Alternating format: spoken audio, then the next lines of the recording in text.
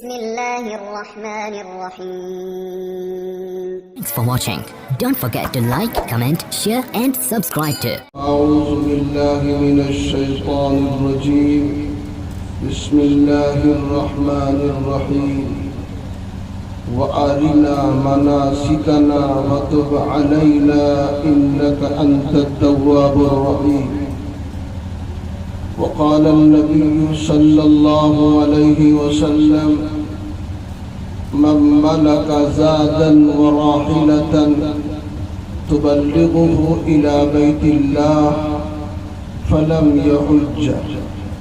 فلا عليه أن يموت يهوديا أو نصرانيا أو كما قال صلى الله تعالى عليه وسلم. واجب الاحترام حضرات اور پردہ نشین خواتین،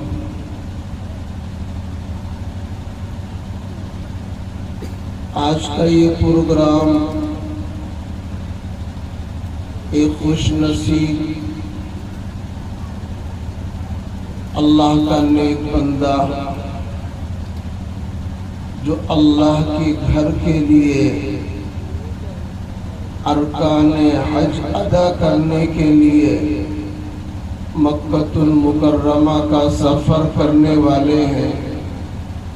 انہی کے تعلق سے آج کا یہ پروگرام منعقد ہو رہا ہے۔ دوستو، اس موقع پر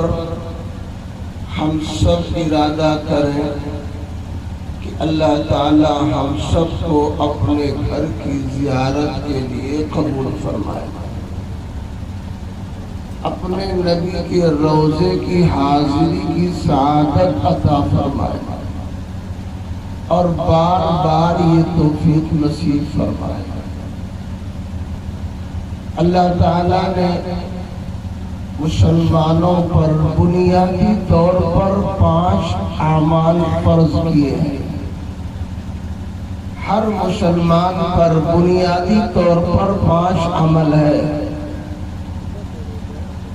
پہلا عمل ہے کلمہ توحید، لا الہ الا اللہ محمد رسول اللہ۔ اس کلمہ کے پڑھنے سے آدمی مسلمان بنتا ہے، صاحب ایمان کہلاتا ہے، حلقہ اسلام میں داخل ہوتا ہے۔ اگر کوئی اس کلمے کو نہ پڑھے، دل سے اس کو نہ مانے، تو وہ شخص حلقہ اسلام میں داخل نہیں ہوگا، اور یہی کلمہ جنت کی کنجی ہے۔ اگر ایمان کے ساتھ کوئی مسلمان دنیا سے جائے گا، اللہ کے نبی علیہ السلام کی حدیث ہے کہ اللہ تعالیٰ اس کلمہ کو مسلمان کو جنت عطا فرمائیں گے۔ اگر رائی کے دانے کے برابر بھی کوئی مسلمان مرد عورت کلمہ بچا کر کے لے کر جائے گا، کل قیامت میں اللہ تعالیٰ اس دنیا سے 10 گنی بڑی جنت عطا فرمائیں گے۔ تو پہلا بنیادی عمل ہے کلمہ توحید۔ دوسرا عمل ہے نماز۔ اللہ تعالیٰ نے ہر کلمہ کو مسلمان پر نماز کو فرض کیا ہے۔ ابو داؤد شریف کی حدیث ہے، نماز کی اہمیت کے پیش نظر ہمارے آقا حضرت محمد صلی اللہ علیہ وسلم نے ارشاد فرمایا: مروا اولادکم بالصلاۃ وهم ابناء 7 سنین۔ تم اپنے بچوں کو، چاہے بچہ ہو یا بچی، اس کو نماز کا حکم دو جب وہ 7 سال کے ہو جائے۔ ان بچوں کو بھی نماز کی تاکید کرو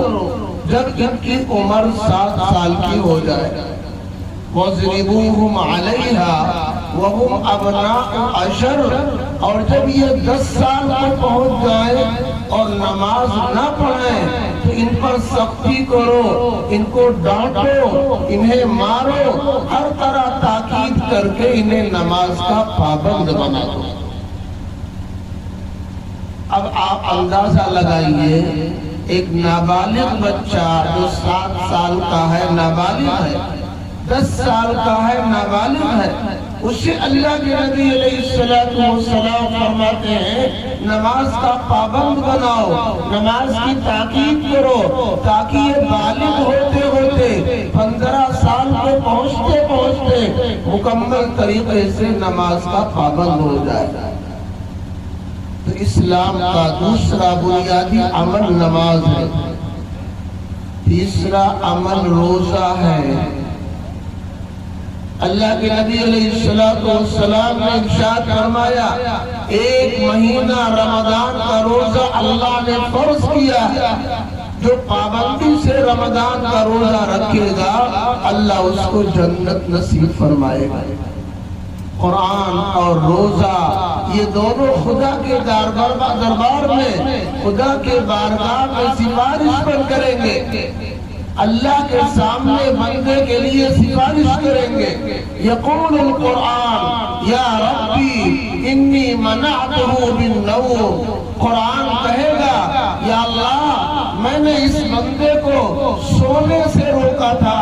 راتوں میں قرآن کی تلاوت کرتا تھا، قرآن پڑھا کرتا تھا، کبھی تراویح میں، کبھی نفل نمازوں میں، کبھی یوں ہی تلاوت میں، یا اللہ اس نے اپنی نیند کو قربان کیا، میں سفارش کرتا ہوں اس کو بخش دو۔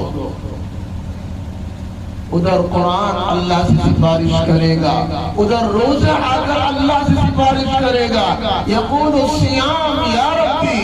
انی منعتہ عن النوم، انی منعتہ عن الطعام والشہوات۔ یا اللہ یہ روزہ اللہ سے گفتگو کرے گا، اے میرے اللہ ہم نے اس کو روکا تھا کھانے سے، پینے سے، خواہشات کی تکمیل سے، یا اللہ اس کو آپ معاف کر دیجئے۔ حدیث پاک میں ہے اللہ تعالیٰ روزہ اور قرآن دونوں کی سفارش قبول فرما کر بندے کو جہنم سے آزاد کر دے گے۔ تیسرا بنیادی عمل روزہ ہے، چوتھا بنیادی عمل زکوٰۃ ہے۔ اگر اللہ تعالیٰ نے کسی کو مالدار بنایا، کسی کو صاحب نصاب بنایا، آج کے اس دور میں اگر 38 یا 40 ہزار روپیہ نقد ہو، یا اتنے کے برابر سونا یا چاندی ہو،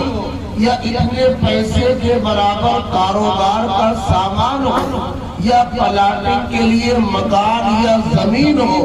بیچنے کے خاطر، تو اس آدمی پر زکوٰۃ فرض ہے۔ اگر عورتوں کے پاس زیور ہے 35-40 ہزار کا، سونے کا ہو یا چاندی کا ہو، اگر ان کے پاس چاندی کا یا سونے کا زیور ہے وہ بھی صاحب نصاب ہے، اب ان سب کے ذمے 2.5% زکوٰۃ نکالنا فرض ہے۔ 100 روپیے میں 2.5 روپیہ، 1000 میں 25 روپیہ، 1,00,000 میں 2,500 روپیہ، یہ اللہ تعالیٰ نے فرض کیا ہے۔ اگر آدمی صاحب نصاب ہے، خوش دلی کے ساتھ دے، اللہ کے نبی علیہ السلام نے ارشاد فرمایا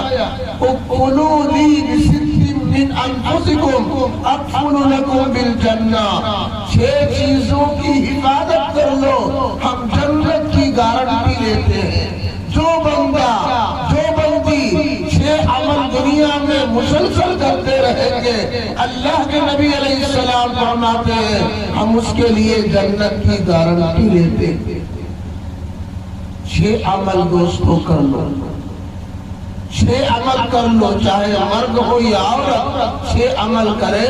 اللہ کے نبی علیہ السلام جنت کی گارنٹی لے رہے ہیں۔ صحابہ نے پوچھا اے اللہ کے نبی وہ 6 عمل کیا ہے؟ حضور نے ارشاد فرمایا الصلاۃ والزکاۃ والامانۃ والفرج والبطن واللسان، یہ 6 عمل آپ نے فرمایا۔ نمبر 1، جو آدمی پابندی سے نماز پڑھتا ہو۔ نمبر 2، جو آدمی حساب لگا کر راہ خدا میں زکوٰۃ ادا کرتا ہو۔ نمبر 3، وہ آدمی جو حقوق کی ادائیگی کرتا ہو۔ اگر میرے ذمے کسی کا کچھ لین دین ہے، کچھ قرضہ ہے، کچھ بقایا ہے، ہم خوش دلی کے ساتھ اسے واپس کر دیں۔ والامانۃ، تو الصلاۃ والزکاۃ والامانۃ، نماز کی پابندی کرنے والا ہو، زکوٰۃ کو ادا کرنے والا ہو، حقوق اور امانت کی ادائیگی کرنے والا ہو۔ والفرج والبطن واللسان، نمبر 4، اپنی شرمگاہ کی حفاظت کرنے والا ہو، چاہے مرد ہو یا عورت۔ اللہ نے ہمیں اپنی شرمگاہ کو محفوظ کرنے کا حق دیا۔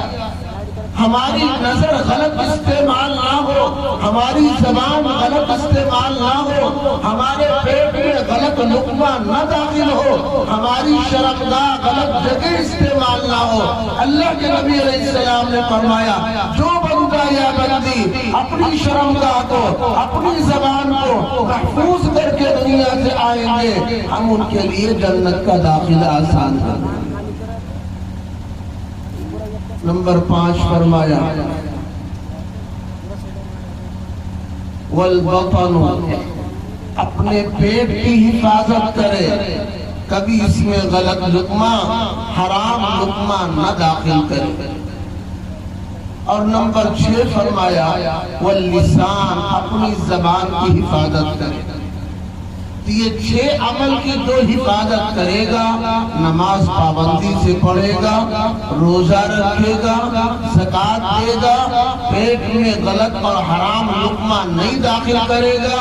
اپنی شرمگاہوں کی حفاظت کرے گا اور اپنی زبان کی حفاظت کرے گا، یہ 6 عمل کی پابندی کرے گا، اللہ کے نبی علیہ السلام فرماتے ہیں، اکفل لکم بالجنہ، ہم اس کے لیے جنت کی گارنٹی لیتے ہیں۔ 5واں بنیادی عمل حج ہے۔ پہلا بنیادی عمل کلمہ طیب، دوسرا عمل نماز، تیسرا روزہ، چوتھا زکوٰۃ اور 5واں عمل حج کا ہے۔ حج پر دوستو اللہ کے نبی علیہ السلام نے بڑی بڑی خوشخبری سنائی ہے۔ حدیث پاک میں بخاری شریف بڑی کتاب ہے، قرآن کریم کے بعد سب سے بڑا درجہ بخاری شریف کا حدیث ہے۔ تمام محدثین کا اس بات پر اتفاق ہے، اصح الکتب بعد کتاب اللہ تعالی الصحیح البخاری، قرآن کریم کے بعد سب سے زیادہ صحیح ترین کتاب بخاری شریف ہے۔ اس میں اللہ کے نبی علیہ السلام نے 3 عمل پر جنت کی گارنٹی لی ہے، 3 عمل کا بدلہ جنت ٹھہرایا۔ پہلا عمل فرمایا، الاسلام یہدم ما کان قبلہ، اگر کوئی آدمی پہلے دوسرے مذہب میں تھا، اسلام کو نہیں مانتا تھا، کلمہ نہیں پڑھتا تھا، نماز روزے کا پابند نہیں تھا، اس نے بڑے بڑے گناہ کیے، بڑی بڑی غلطیاں کی، بہت زیادہ ظلم کیا، آج اس کو کلمے کی حقیقت معلوم ہوئی ہے، آج اس نے اللہ کی معرفت کو حاصل کیا ہے۔ 70 سالہ بوڑھا اگر ایک دفعہ دل کی سچائی کے ساتھ یہ کلمہ پڑھ لے، لا الہ الا اللہ محمد رسول اللہ، اس کلمہ کے پڑھتے ہی اس کے نام اعمال میں جو ہزاروں گناہ ہو، ہزاروں غلطیاں ہو، صغیرہ بھی کبیرہ بھی، جان بوجھ کر بھی انجان والا بھی، اس طرح کا بھی گناہ ہو، جیسے کلمہ پڑھے گا، نبی کا ارشاد فرمان ہے، اس کا نام اعمال گناہوں سے دھل جائے گا۔ سارے گناہ اس سے ختم ہو جائیں گے۔ الاسلام یہدم ما کان قبلہ، اسلام گزشتہ تمام گناہوں کو مٹا دیتا ہے۔ دوسرا عمل فرمایا والہجرۃ تہدم ما کان قبلہا، اگر کوئی مسلمان کسی جگہ ہے لیکن اس کے ساتھ دشمن لگے ہیں، نماز کھل کر کے نہیں پڑھ سکتا، آزادی کے ساتھ روزہ نہیں رکھ سکتا، آزادی کے ساتھ یہ زکوٰۃ نہیں دے سکتا، اسلام کے ارکان کو، بنیادی چیزوں کو یہ کھل کر کے انجام نہیں دے سکتا ہے، دشمن اس کو ڈراتے ہیں، دھمکاتے ہیں، ہر طرح پریشان کرتے ہیں، اس مسلمان کی ذمہ داری ہے کہ اپنا دیکھ سن کر چند دنوں کے بعد ایسی جگہ آپ چلے جاؤ جہاں دین پر چلنا آسان ہے۔ اسی کو ہجرت کہتے ہیں۔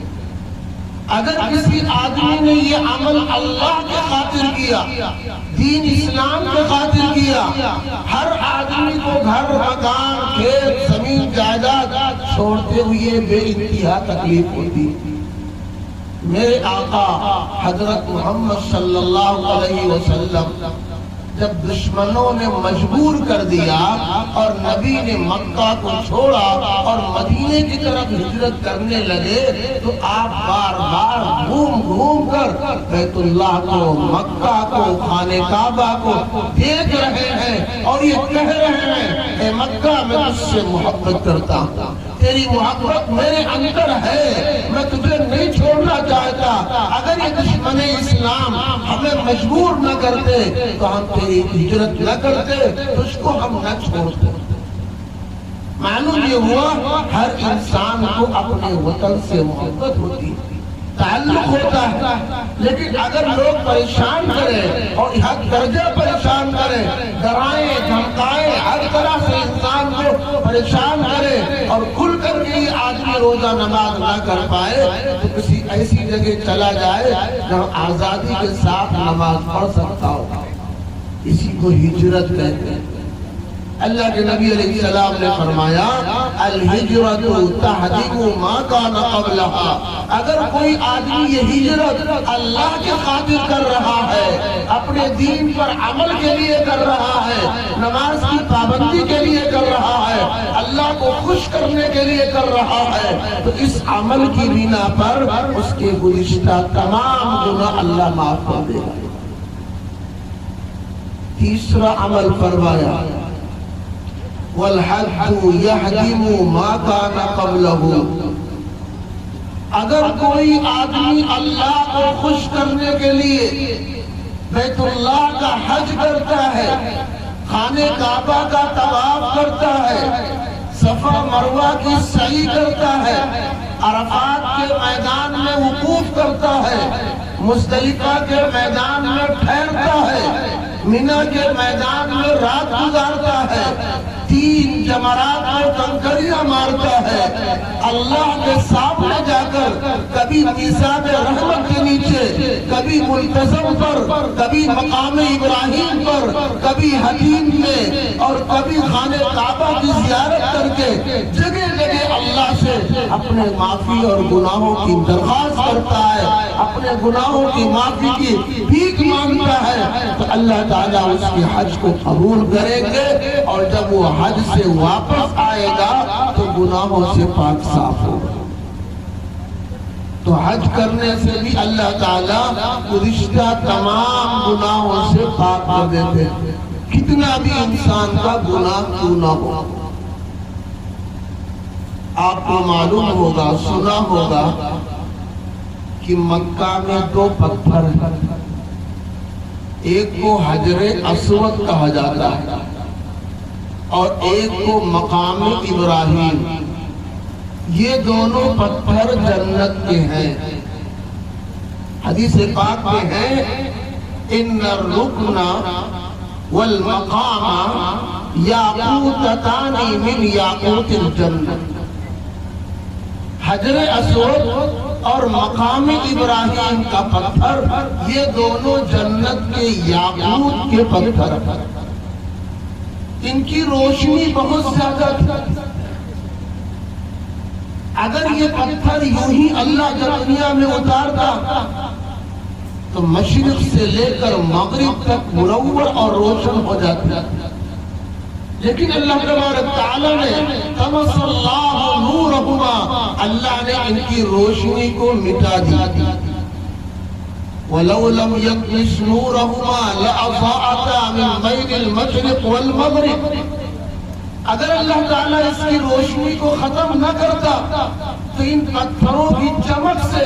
پورب سے پچھم تک، اتر سے دکن تک پوری دنیا روشن اور منور ہو جاتی، جیسے سورج کی روشنی سے پوری دنیا روشن ہو جاتی ہے، حجر اسود اور مقام ابراہیم کی چمک سے پوری دنیا روشن ہو جاتی ہے۔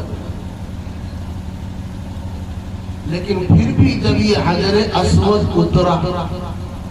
حجر مانے پتھر، اسود مانے کالا، کالا پتھر، یہ آج کالا ہے، یہ پتھر آج کالا ہے، جب اترا تو یہ کالا نہیں تھا۔ لما نزل الحجر الاسود، جب اللہ تعالیٰ نے اس پتھر کو اتارا، وَهُوَ أَشَدُّ بَيَاضًا مِنَ اللَّبَنِ، دودھ سے زیادہ یہ سفید، یہ پتھر دودھ سے زیادہ سفید تھا۔ فَسَوَّدَتْهُ خَطَايَا بَنِي آدَمَ، اللہ تعالیٰ جب کسی بندے کو حج کے لیے بھیجتا ہے اور یہ بندہ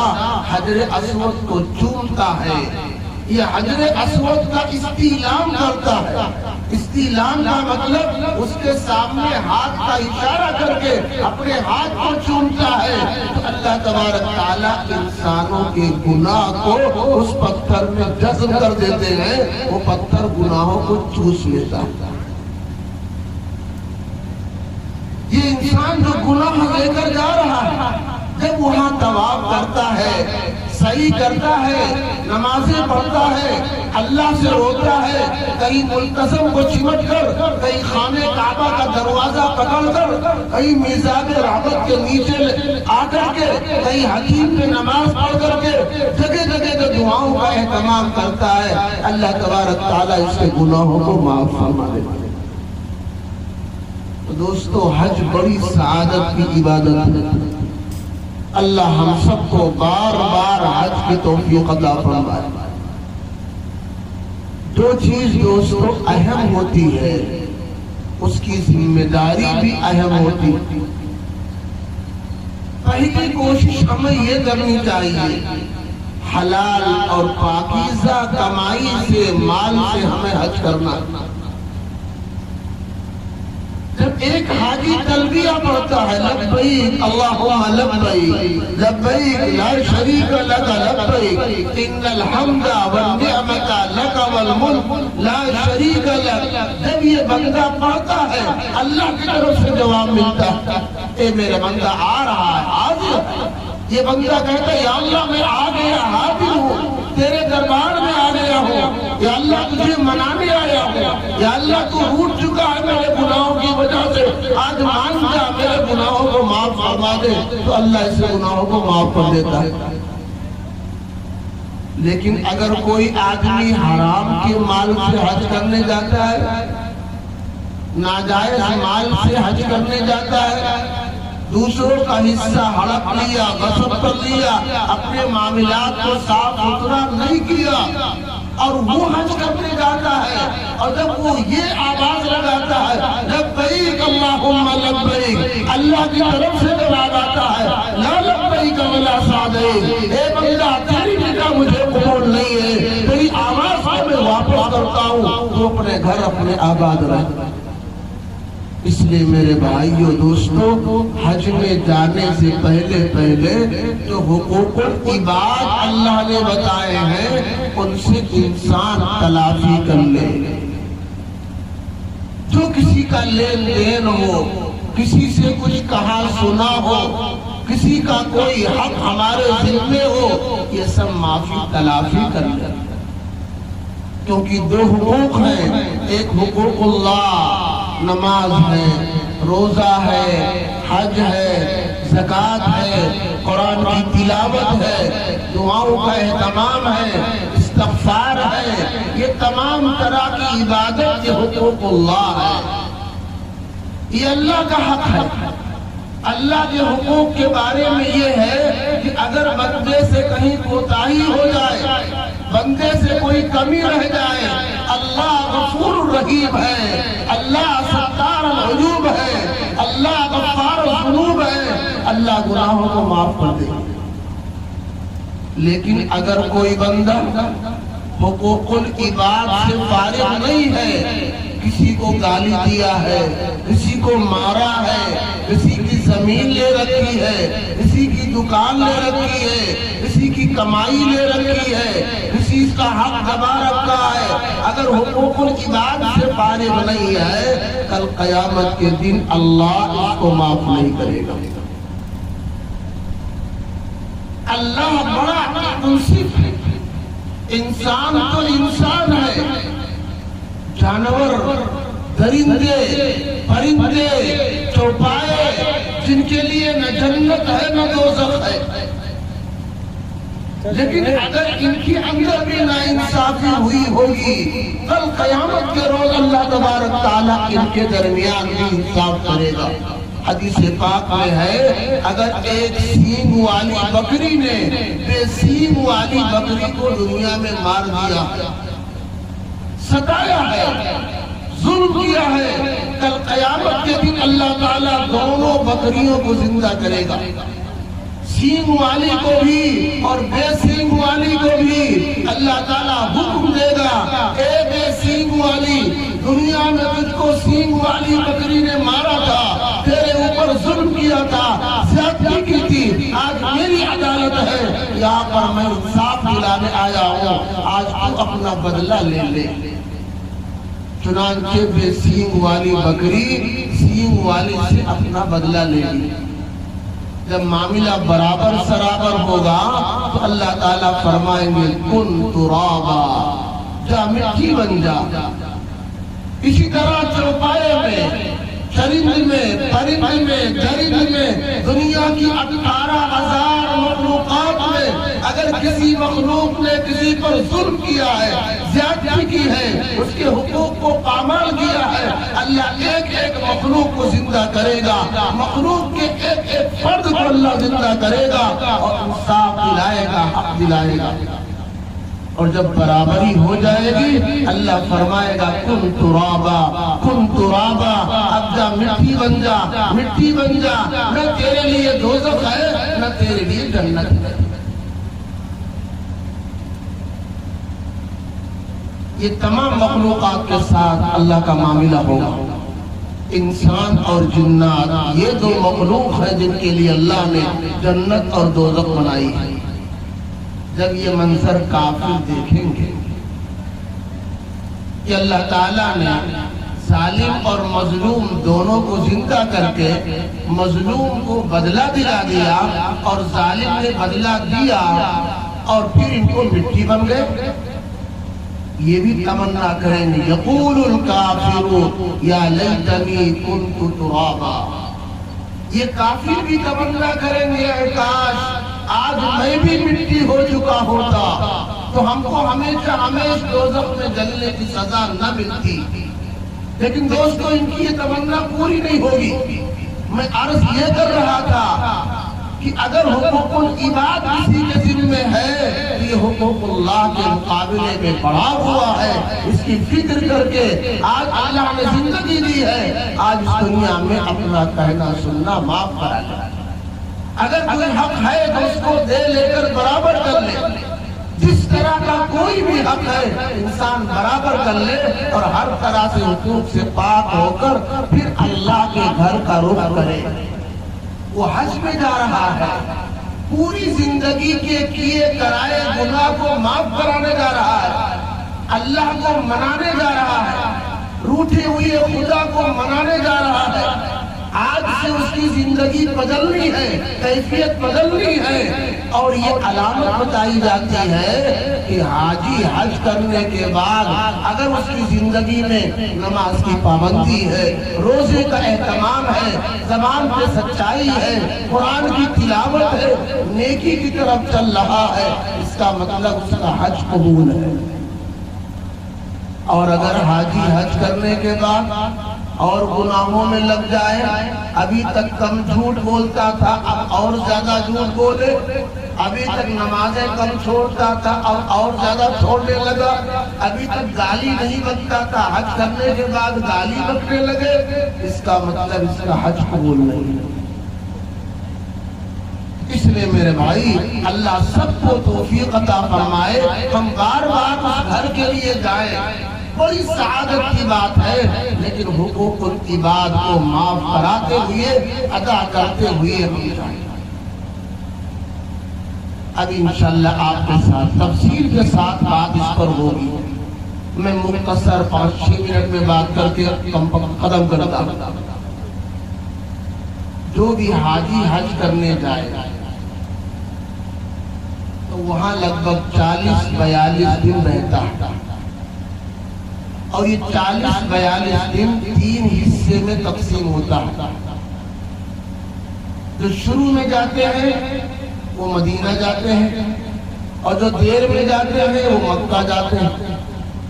پہلے مکہ رہیں گے، بعد میں مدینہ آئیں گے، اور اگر پہلے جائیں تو پہلے مدینہ جائیں گے، بعد میں مکہ آئیں گے۔ تو ہمارا 8 دن 10 دن 9 دن یہ مدینہ کا ہے، اور ہمارا 5 دن حج کا ہے، اور اس کے بعد تو ہمارا 22 دن 23 دن 25 دن بچتا ہے، یہ ہمارا مکے میں رہنا ہے۔ ہم مدینہ میں جا کر کیا کریں گے؟ مدینہ میں 2 عمل ہے۔ ایک پہلا عمل مسجد نبوی میں، نبی کی مسجد میں پابندی سے نماز پڑھنا،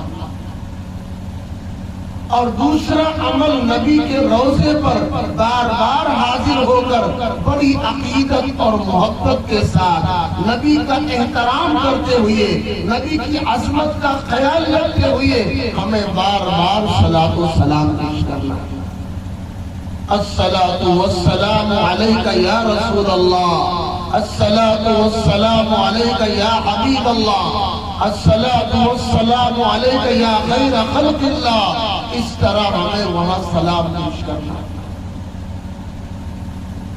تو ایک عمل مسجد نبوی میں نماز پڑھنی، اور دوسرا عمل نبی کے روضے پر بار بار حاضر ہو کر سلام پیش کرنا ہے۔ اللہ کے نبی علیہ السلام ارشاد فرماتے ہیں، من صلی عند قبرہ سمعتہ، جو آدمی میری قبر پر آ کر سلام پڑھتا ہے میں بذات خود اس کو سنتا ہوں۔ ومن صلی علی ناحیتہ رقتہ، اور جو آدمی دنیا کے دوسرے حصوں میں رہ کر صلاۃ و سلام پڑھتا ہے، اس کا سلام فرشتے میری قبر میں پہنچاتے ہیں۔ تو اگر کوئی نبی کی قبر پر، نبی کے روضے پر پہنچ کر سلام کرتا ہے، نبی اس کو سنتے ہیں۔ دور دراز علاقے میں رہ کر اگر ہم یہاں سے سلام پیش کریں تو فرشتوں کی جماعت ہے جن کو سیاحین کہا جاتا ہے، وہ ہمارا سلام لے کر نبی کے سامنے پیش کرتے ہیں۔ یہ کتنی بڑی خوش نصیبی ہے کہ ہم نبی کے روضے پر حاضر ہو کر اور نبی کو سلام پیش کریں، اور نبی ہمارے سلام کو بذات خود سنیں۔ تو نبی کے روضے پر سلام پیش کرنا ہے، اور نبی کی مسجد میں نماز پڑھنا ہے۔ مدینے میں جانے کا مقصد یہی دونوں ہے۔ نبی کی مسجد میں نماز پڑھنا، ایک نماز پر 50,000 نمازوں کا ثواب۔ آپ نے فرمایا اگر کوئی آدمی میری مسجد میں پابندی کے ساتھ 40 نمازیں پڑھ لے، من صلی فی مسجدی 40 صلاۃ، جو آدمی میری مسجد میں 40 نمازیں پڑھ لے، کوئی نماز نہ چھوڑے، تو اللہ تبارک تعالیٰ 3 طرح کی بشارت اس کو عطا کرتے ہیں۔ پہلی بشارت یہ ہے کہ وہ آدمی دوزخ سے بری ہو جاتا وَنَجَاتٌ مِّنْ الْعَذَابِ اور دنیا آخرت کے ہر عذاب اور فتنے سے محفوظ ہو جاتا وہ بری من النفاق اور وہ شخص نفاق سے بری ہو جاتا اگر ہم 40 وقت کی نماز اللہ کے نبی کی مسجد مدینہ منورہ میں مسجد نبوی کے اندر پڑھ لیں 3 طرح کی بشارت ہے یہ آدمی دوزخ سے آزاد ہے یہ آدمی عذاب سے محفوظ ہے یہ آدمی نفاق سے پاک ہے اس لیے جو بھی حج کرنے جائے پابندی کے ساتھ جماعت کے ساتھ مدینہ کی مسجد میں نماز پڑھے کچھ لوگ بیچارے اپنے کمروں میں نماز پڑھ لیتے ہیں کچھ بازار کرنے کی وجہ سے مارکیٹ میں کر لیتے ہیں اور کچھ لوگ نماز قضا کر لیتے ہیں یہ بڑی محرومی کی بات ہے 4 لاکھ 3 لاکھ 5 لاکھ 7 لاکھ آدمی خرچ کر کے جائے اور پھر بھی وہاں عبادت نہ کر پائے خالی ہاتھ جائے خالی ہاتھ لوٹ آئے یہ بڑی بدنصیبی کی بات ہے اس لیے وہاں جائے تو پوری پابندی کے ساتھ پورے شوق کے ساتھ وہاں کرنا ہی کیا ہے نماز پڑھنا کھاؤ اور آپ کو آرام کرنا طے کر کے جاؤ انشاءاللہ جب تک ہم مدینہ میں رہیں گے ساری فرض نمازیں ہم نبی کی مسجد میں پڑھیں گے یہ مدینہ میں رہتے ہوئے یہ عمل کرنا ہے 2 عمل مکہ المکرمہ جب آپ آئیں گے 5 دن آپ کا حج ہے وہ انشاءاللہ ابھی بیان ہوگا آپ کے سامنے بقیہ جو 25 دن آپ کو مکہ میں رہنا ہے اس میں کیا کریں گے آپ حج سے پہلے جو موقع ملے یا حج کرنے کے بعد موقع ملے لگ بھگ 25 دن آپ کو مکہ میں رہنا ہے اس میں آپ کیا کریں گے پابندی سے ہر نماز آپ خانہ کعبہ میں پڑھیں ایک نماز پر 1 لاکھ نمازوں کا ثواب ملتا ایک نماز پر 1 لاکھ نمازوں کا ثواب ملتا اور وہاں پہنچ کر آدمی 1 لاکھ نماز کا ثواب نہ دے اپنے کمروں میں پڑا رہے دکانوں میں رہے گھومنے چلا جائے ٹہلنے نکل جائے دکانداری میں لگ جائے اور جس مقصد کے لیے گیا ہے اس کو بھول جائے انسان کی بڑی بدنصیبی ہے اس لیے پابندی کے ساتھ ہر نماز آپ کو مکہ المکرمہ میں پڑھنا دوسرا عمل خانہ کعبہ کا طواف کرنا جو لوگ مکہ میں رہتے ہیں ان کے لیے زیادہ سے زیادہ نفل پڑھنا چاہیے بہتر یہ ہے اور جو خانہ کعبہ سے باہر سے آتے ہیں ہم ہندوستان سے گئے اور بہت سے لوگ دوسرے ملک سے آئے تو وہ لوگ کثرت کے ساتھ طواف کرتے یہ طواف خالی مکہ المکرمہ کا ہے نبی کے روضے کا بھی طواف نہیں ہوتا کسی بھی حدیث میں نہیں ہے کسی بھی کتاب میں نہیں ہے ہمارے یہاں کے بعض نادان بیچارے مسلمان ہیں وہ جا کر کبھی کسی قبر کا طواف کرنا شروع کر دیتے ہیں کبھی کسی چیز کا طواف کرنا شروع کر دیتے ہیں یہ بالکل غلط بات ہے طواف صرف اللہ کے گھر کا ہے اور وہ مکہ المکرمہ کے اندر جو خانہ کعبہ ہے اسی گھر کا طواف ہے اور مکہ میں بہت ساری مسجدیں ادھر ادھر بنی ہوئی ہے کسی مسجد کا طواف نہیں ہوتا اور مکہ المکرمہ میں بھی پوری مسجد کا طواف نہیں ہوتا صرف خانہ کعبہ کا طواف ہوتا اللہ کے نبی علیہ السلام نے فرمایا من طاف بالبیت 50 مرة خرج من ذنوبه كيوم ولدته امه جس آدمی نے بیت اللہ شریف کا 50 طواف کر لیا 50 طواف کر لیا اس طرح گناہ سے اللہ پاک کر دے گا سمجھو ابھی ابھی ماں کے پیٹ سے پیدا ہوا ہے 4-6 لاکھ روپیہ خرچ کرنے کے بعد اگر ہم مدینہ میں نماز پابندی سے نہ پڑھ پائے مکہ میں نماز پابندی سے نہ پڑھ پائے اپنے گناہوں کو معاف نہ کر پائے بیت اللہ شریف کا طواف نہ کر پائے تو پھر ہمارا پیسہ کہاں گیا اکارت ہو جائے گا، برباد ہو جائے گا۔ اس لیے طے کرو انشاءاللہ جو 25 دن ہمارا مکہ میں رہنا ہوگا اس میں ہم کثرت سے پابندی کے ساتھ وہاں نماز پڑھیں گے اور طواف کریں گے۔ 25 دن میں اگر آپ 2 3 4 طواف کر لیں، ہر نماز کے بعد ایک طواف، ظہر کی نماز پڑھیے ایک طواف کر لیجیے، عصر کی نماز کے بعد ایک طواف کر لیجیے، مغرب کے بعد ایک کر لیجیے، عشاء کے بعد ایک کر لیجیے، فجر کے بعد ایک کر لیجیے، تو ایک دن میں 5 طواف آپ کا ہو جائے گا۔ 25 دن میں 125 طواف آپ کا ہو گیا۔ اور نبی نے 50 طواف پر یہ بشارت سنائی ہے، جس بندہ نے چاہے وہ مرد ہو یا عورت ہو، جس بندہ نے وہاں طواف 50 عدد کر لیا، اللہ تعالیٰ اس کو گناہوں سے پاک صاف کر دیں گے۔ دوستو وہاں جا کر بہت سے لوگ بخل سے کام کرتے ہیں۔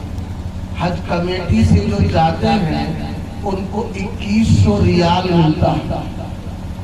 یہ 2100 ریال لگ بھگ آپ کا 42-44 ہزار روپیہ یہاں انڈین ہوا۔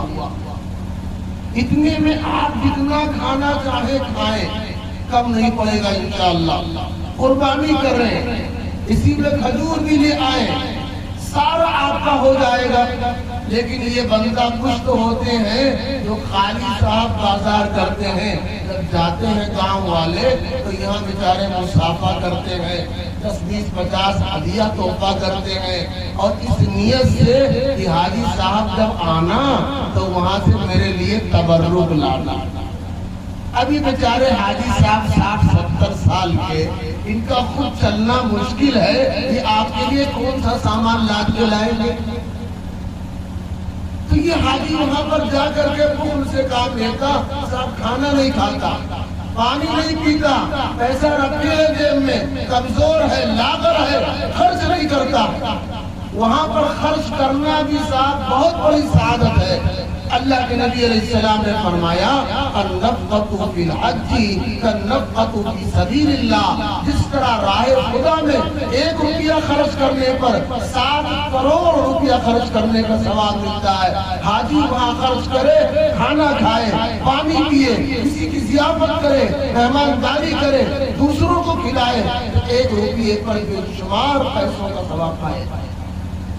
اس لیے وہاں جو پیسہ آپ کو ملتا ہے خرچ کیجئے، کھانے میں، پینے میں، دوسروں کو بھی کھلائیے پلائیے، اس میں خرچ کر کے آپ آئیے، بخل سے کام نہ لیں۔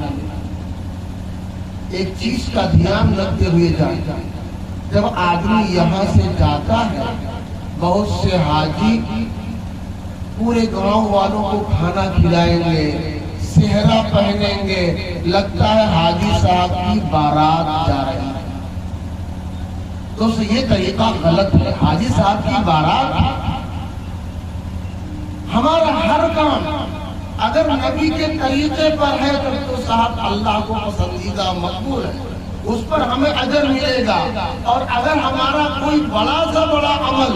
نبی کی سنت کے خلاف ہو جائے، نبی کے طریقے سے ہٹ جائے، تو ہمارا مشکل سے مشکل عمل بھی اس پر کوئی اجر نہیں ملے گا۔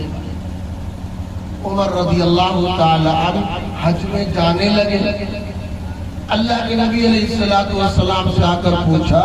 اے اللہ کے نبی میں عمرے میں جانا چاہتا ہوں۔ استأذن النبی صلی اللہ علیہ وسلم فی العمرہ، حضرت عمر نے نبی سے اجازت مانگی کہ میں عمرہ کے لیے مکہ جانا چاہتا ہوں۔ فأذن له، اللہ کے نبی علیہ السلام نے ان کو اجازت دی، کہا بھائی عمرہ کرو۔ آگے فرمایا کہ اپنی دعا میں مجھے یاد رکھنا۔ تو جب حاجی صاحب جائیں، رشتہ دار، گاؤں والے ان سے گزارش کریں، حاجی صاحب میرے لیے بھی دعا کرنا، اور جب نبی کے روضے پر پہنچنا تو میرا سلام پیش کر دینا۔ جیسے آپ کا بیٹا بمبئی میں ہو، کوئی جا رہا ہو، کہ بھیا میرے بیٹے سے میرا سلام کہہ دینا، میرے ابا کو میرا سلام کہہ دینا، میرا پورا رشتہ دار کو سلام کہہ دینا۔ ایسے آدمی نبی کو سلام بھجوا سکتا۔ بہت سے لوگوں نے حاجی صاحب سے کہا نبی کو سلام کہہ دینا، تو آپ کیسے کہو گے؟ وہاں نام گناؤ گے، بھیا عبد الغفار نے، اللہ کے نبی عبد الغفار نے، عبد الستار نے، ماجد نے، خالد نے، راشد نے، اتنا جب تک آپ نام لو گے وہاں کی انتظامی پولیس آپ کو آگے بڑھا دے گی، آپ کہہ نہیں پاؤ گے۔ اس لیے آپ وہاں اس طرح کہنا، اللہ کے نبی بہت سے لوگوں نے مجھے سلام پیش کیا ہے، مجھے سلام پیش کرنے کا وکیل بنایا ہے، سب کی طرف سے میں آپ کو سلام پیش کرتا ہوں۔ بہت سے لوگوں نے مجھے سلام پیش کرنے کا وکیل بنایا ہے، میں سب کی طرف سے آپ کو سلام پیش کرتا ہوں۔ دو جملے میں آپ نے سب کی طرف سے سلام پیش کر دیا۔ کبھی یاد رہا تو آپ نے ایک دو کا نام لے لیا تب بھی چلے گا، اللہ کے نبی عبد الغفار صاحب نے آپ کو سلام پیش کیا ہے، یہ بھی چلے گا۔ لیکن زیادہ لوگوں نے اگر کیا ہو تو آپ کہاں تک گنائیں گے، شمار کریں گے؟ اس طرح کہہ دیں گے بہت سے لوگوں نے مجھے سلام پیش کرنے کا وکیل بنایا، میں سب کی طرف سے آپ کو سلام پیش کرتا ہوں۔ تو جو حاجی رخصت ہو اس سے دعا کی درخواست کی جائے، اس سے سلام مصافحہ کیا جائے، اور جب واپس آئیں تو بھی بہت سارے رشتہ دار دو دو چار چار گاڑی لے کر پہنچتے ہیں، وہی صحرا، وہی مالا، وہی نہ جانے کیا کیا پہنانا شروع کر دیتے ہیں، اس کا استقبال اس انداز سے کرتے ہیں، یہ غلط استقبال ہے۔ اللہ کے نبی علیہ السلام نے فرمایا الحجاج والعمار وفد اللہ تعالی، حاجی اور عمرہ کرنے والے یہ اللہ کے وفد ہیں، اگر یہ اللہ سے دعا کریں اللہ ان کی دعا مان لیتا ہے۔ اذا دعوه اجابه واذا استغفروه غفر لهم، اگر یہ اللہ سے بخشش کی دعا کریں اللہ قبول کر لیتا ہے۔ جب آپ حاجی سے ملاقات کریں، اذا لقیت الحاج، جب حاجی واپس آئے تو آپ اس سے فسلم علیہ، سلام کو السلام علیکم ورحمۃ اللہ، وصافیہ، مصافحہ کرو، اور اس سے کہو ومرہو، اس کو کہو حاجی صاحب میرے لیے دعا کرو، فَإِنَّهُ مَغْفُورٌ، جو کہ صاحب بخشایا ہے، تمام گناہ اس کا صاف ہو گیا، اللہ نے اس کو معاف کر دیا ہے، اگر زبان سے دعا کرے گا اللہ قبول فرمائے گا۔